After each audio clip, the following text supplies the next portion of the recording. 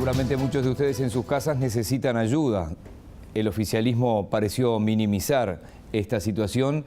La oposición va más allá e incluso puede llegar a dramatizar. Por eso vamos a darle la bienvenida a Federico Comesaña, nuestro columnista especialista en economía. Federico, bienvenido. ¿Cómo estás? ¿Dónde estamos parados? ¿Qué se puede esperar? ¿Qué perspectivas nos aguardan?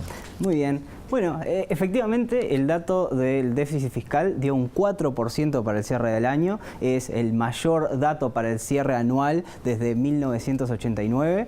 Es un dato grave. Si vemos la gráfica, vemos cómo en los últimos años ha crecido ese déficit. Estamos hablando de la diferencia entre la plata que le entra al Estado y la plata que el Estado gasta año a año. En este caso, puntualmente, hubo algunos factores que explican este deterioro de las cuentas públicas respecto al año pasado.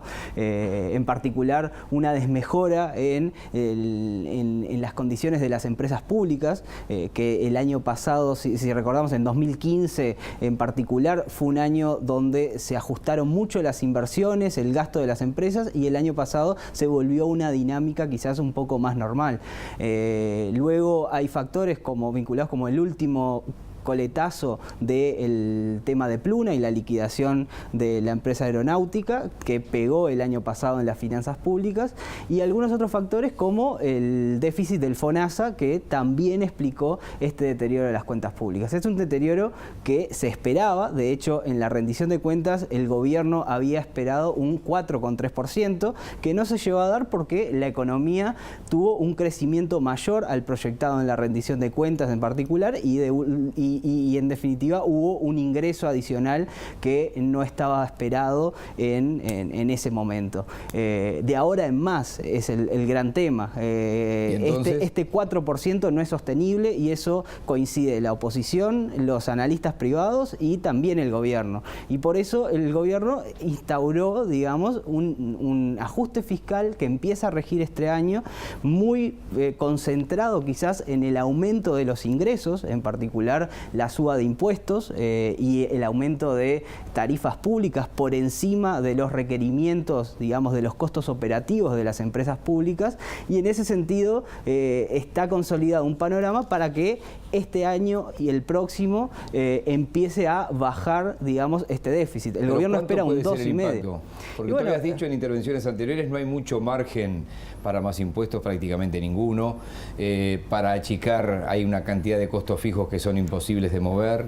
El gobierno presentó todo un programa, digamos, de recorte de gastos y de impuestos y aumento de ingresos para los próximos 2 años en particular, y es un plan, digamos, que cierra con el horizonte que hay hoy para la economía, pero estamos hablando de un horizonte cargado de incertidumbres por principalmente el influjo que va a tener las economías de la región y del resto del mundo sobre Uruguay en los próximos años. Entonces, si las cosas se comportan como están, según la mayoría de los analistas privados, Uruguay podría llegar a una normalización de sus finanzas públicas, es decir, un déficit de 2,5% como espera el gobierno de cara a 2019. Pero para eso va a tener el gobierno que luchar también contra una fuerza política que le obliga a aumentar el gasto en áreas que considera prioritarias. Entonces, por ahí va a tener que enfrentar una presión política que de cara a 2019 cada día va pesando más.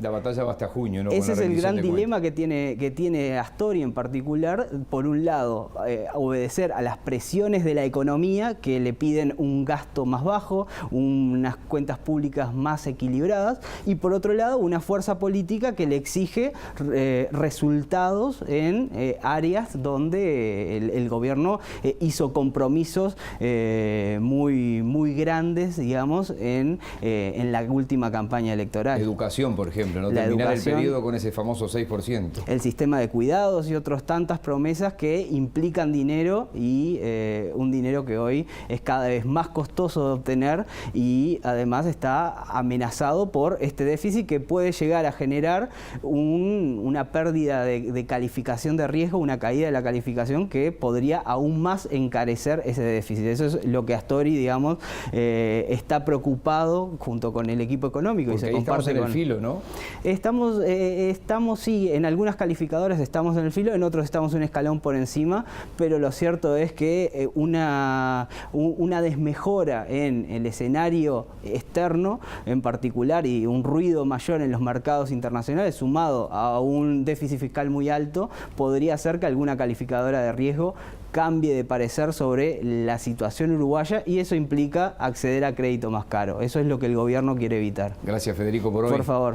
Para los que estaban mirando las imágenes de archivo, se veía al ministro Astori y a otros jerarcas de sobretodos y bufandas. Es la entrega de la última rendición de cuentas que estaba ilustrando lo que estábamos conversando.